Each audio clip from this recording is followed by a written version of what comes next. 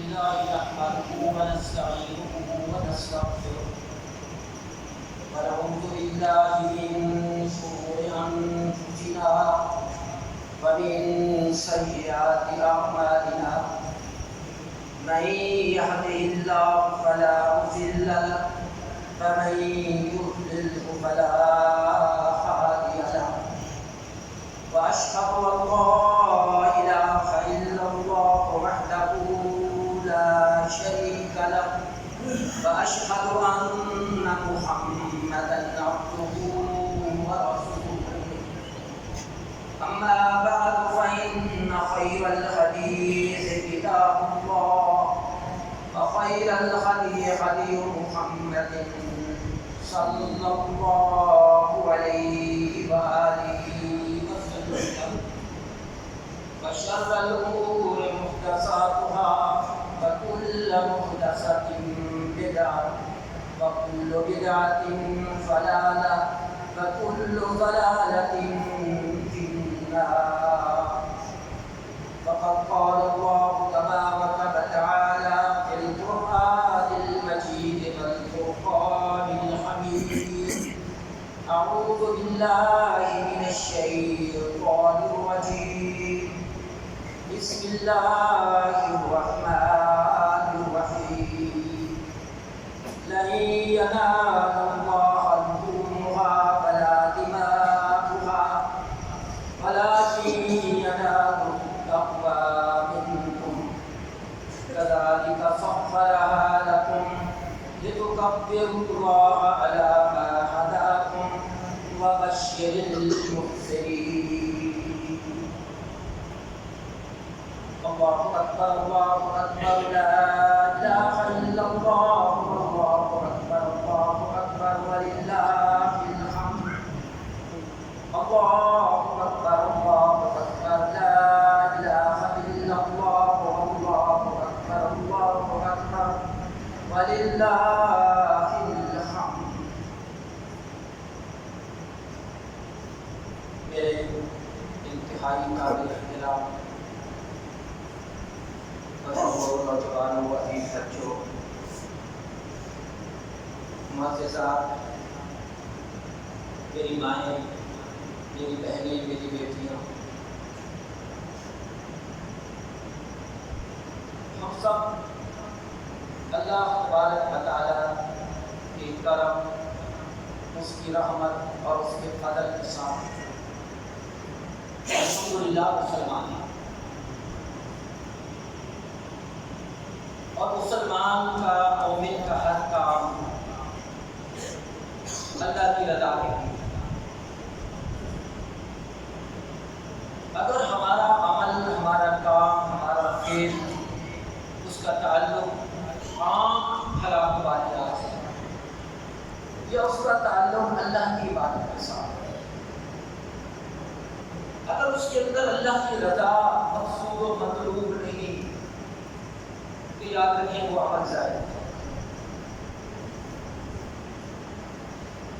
الحمدللہ اللہ کی توفیق کے ساتھ ایک مومن مسلمان کا ہر کام، ہر عمل اللہ کو راضی کرنے کے لیے ہوتا ہے، اور ہمارا یہ ایمان ہے اور ہونا بھی چاہیے کہ اس دنیا میں اگر ہم نے اپنے اللہ رب العالمین کو راضی کر دیا تو انشاءاللہ دن قیامت کے ہم سب کا ٹھکانہ جنت الفردوس میں اعلیٰ مقام۔ اور اگر اس دنیا میں رہتے ہوئے ہم نے اللہ کو راضی نہ کیا، نہ کر سکے، دنیا والوں کو راضی کرنے کے میں لگے رہے، دنیا کے کاروبار میں اپنے آپ کو مصروف رکھا، تو پھر میرے بھائیوں ہمیں فکر کرنی چاہیے، موت بھی آنی ہے، قبر بھی برحق ہے، روز دہشت بھی آ ہے، حساب و کتاب بھی ہے، اور اللہ رب العالمین کی طرف سے جنت یا جہنم کے فیصلے بھی ہیں۔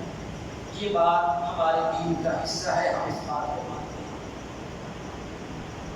آپ جانتے ہیں کہ اس قربانی کی ابتدا سیدنا ابراہیم خلیل وہ اللہ کے عظیم نبی 86 سال کی عمر میں اللہ سے بیٹا مانگا، رب حب لی من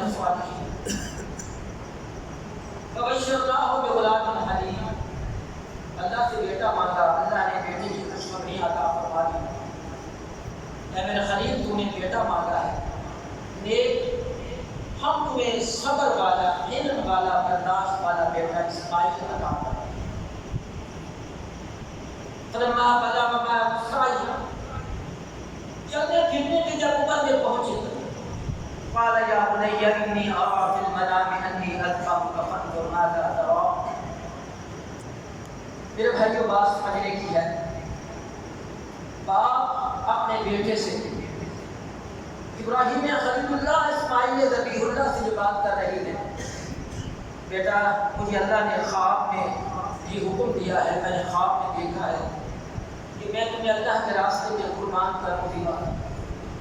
اب بتاؤ کہ تمہاری اس بارے میں کیا رائے ہے. بڑا طویل واقعہ ہے میرے بھائیوں. اللہ فرماتے ہیں فلما اسلما وتلہ للجبین. دونوں باپ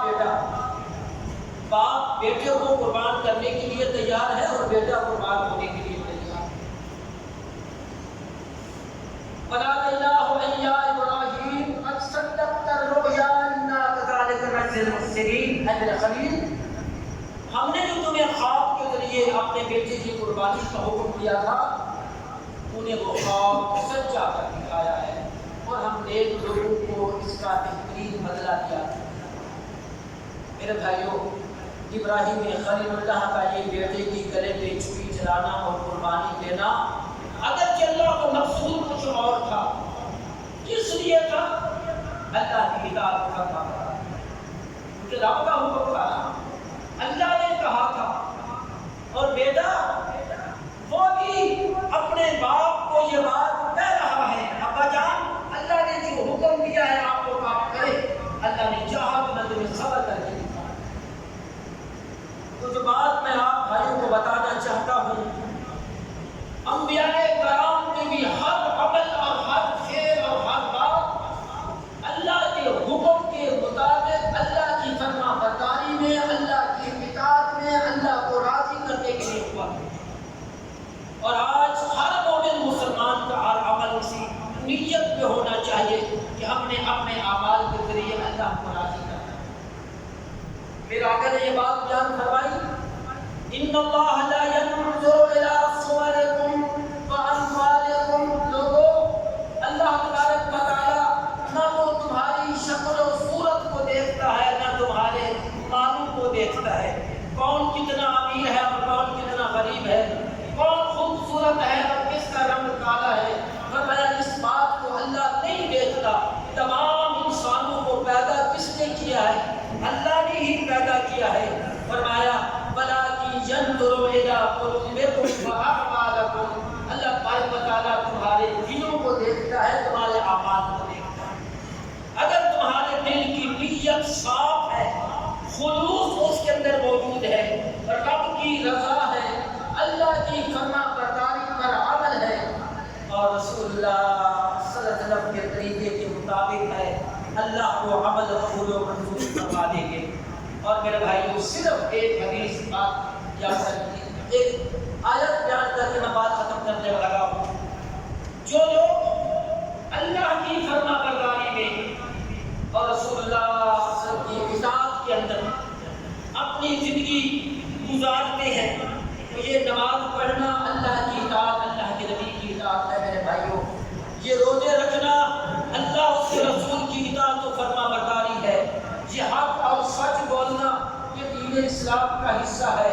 فرمایا کہ جو بھی اللہ کے لیے، اللہ کے نبی کے لیے، اللہ کی خاطر نبی کی سنت کے مطابق نیک عمل کرے گا، اطاعت و فرما برداری کرے گا، اللہ تبارک و تعالیٰ اس کو وہ کامیابی عطا فرمائیں گے جو کامیابیاں اللہ نے اپنے انبیاء کرام کو عطا فرمائیں.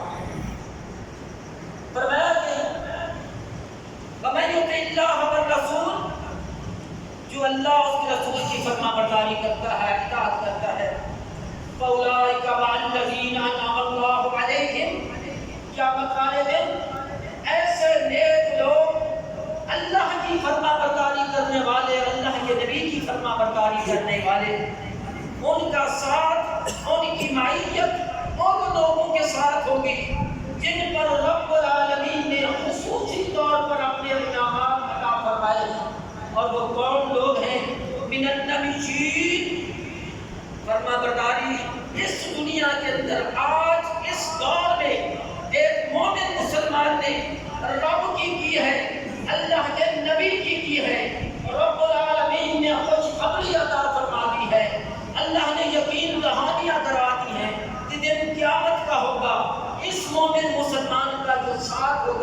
جو میں اس کو ٹھکانہ عطا کروں گا، جو میں مقام و منزل عطا کروں گا، یہ ان لوگوں کے ساتھ ہوگا۔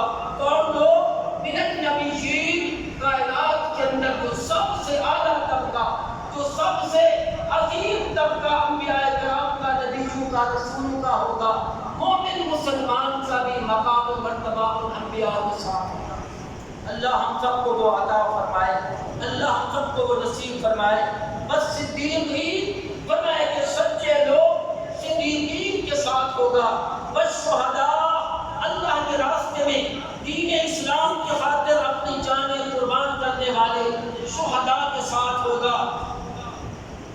وَحَسُنَ أُولَٰئِكَ رَفِیقًا، اللہ فرماتے ہیں کہ یہ مومن بندوں کا بہترین ساتھ ہوگا کہ انبیاء کرام کو جہاں رب العالمین نے جنت الفردوس میں اعلیٰ مقام عطا فرمایا، جہاں صدیقین کو اللہ نے رتبہ عطا فرمایا، جہاں شہداء کو رب العالمین نے مقام عطا فرمایا، اللہ کی اطاعت کرنے والا، اللہ کے نبی کی اطاعت کرنے والا، اور اس اطاعت کے اندر وہ سارے عمل کرنے والا جس کا حکم میرے اللہ رب العالمین نے دیا ہے، جس کا حکم رسول اللہ صلی اللہ علیہ وسلم نے دیا ہے، فرمایا کہ میری قیامت کے ان لوگوں کے عظیم لوگوں کے ساتھ یہ قربانی اللہ فرماتے ہیں کہ تمہاری قربانیوں کا گوشت یا تمہاری قربانیوں کے خون کی اللہ کو کوئی ضرورت نہیں ہے۔ نہ رب العالمین کو تمہاری قربانیوں کا گوشت پہنچے گا، نہ رب العالمین کو تمہاری قربانیوں کا خون پہنچے گا۔ وَلَٰكِن يَنَالُهُ التَّقْوَىٰ مِنْكُمْ، اللہ کے پاس جو بات جانی ہے وہ تمہارے دل کی کیفیت ہے، وہ تمہارا جذبہ ہے، وہ تمہارا ایمان ہے، وہ تمہارا شوق ہے، وہ اللہ رسول کے ساتھ تمہاری محبت ہے۔ جس محبت کے اندر تم بڑے مہنگے مہنگے جانور خرید کر اللہ کے راستے میں قربان کر رہے ہو، تمہاری نیت کتنی بہتر ہوگی، تمہارا تقویٰ کتنا اعلیٰ ہوگا، اللہ تبارک و تعالیٰ تمہاری یہ قربانیوں کو قبول و منظور فرمائے گا۔ کذالک سخرھا لکم، فرمایا یہ جانور ہم نے تمہارے قابو میں دے دیے، تمہارے لیے مسخر کر دیے۔ لتکبروا اللہ علی ما ھداکم، اللہ کی دی ہوئی ہدایت کے مطابق تم ان کے اوپر اللہ کا نام لو، اللہ کی کبریائی بیان کرو۔ جب ذبح کرو بسم اللہ اللہ اکبر کہہ کے، رب کا نام بلند کر کے تم اللہ کے نام پر تم ان کو ذبح کرو۔ فرمایا کہ وبشر المحسنین، اور نیکی کرنے والوں کے لیے خوشخبریاں ہیں۔ وہ کون سی خوشخبریاں ہیں؟ اللہ تمہارے جانور کی قربانی قبول فرمائیں گے، تمہارے نامہ اعمال میں جانور کو رکھ کر توڑ کر تمہاری نیکی کا پلڑا بڑھا دیں گے، اور وہ صراط کے اوپر یہ قربانیاں، یہ سواریاں بن جائیں گی، تمہارے لیے کامیابی کا ذریعہ بن جائے گا۔ میرے بھائیو دعا کرو اللہ تبارک و تعالی ہماری نیتوں میں خلوص عطا فرمائے، اللہ ہمیں تقوی کی دولت سے مالا مال فرمائے، اللہ ہمیں یہ ہماری یہ محنتیں قبول و منظور فرمائے، اور ساری زندگی اللہ اپنی بھی اور اپنے محبوب نبی کی اطاعت و فرما برداری کرنے کی توفیق عطا فرمائے۔ وآخر دعوانا الحمد للہ رب العالمین۔ بیٹھیے۔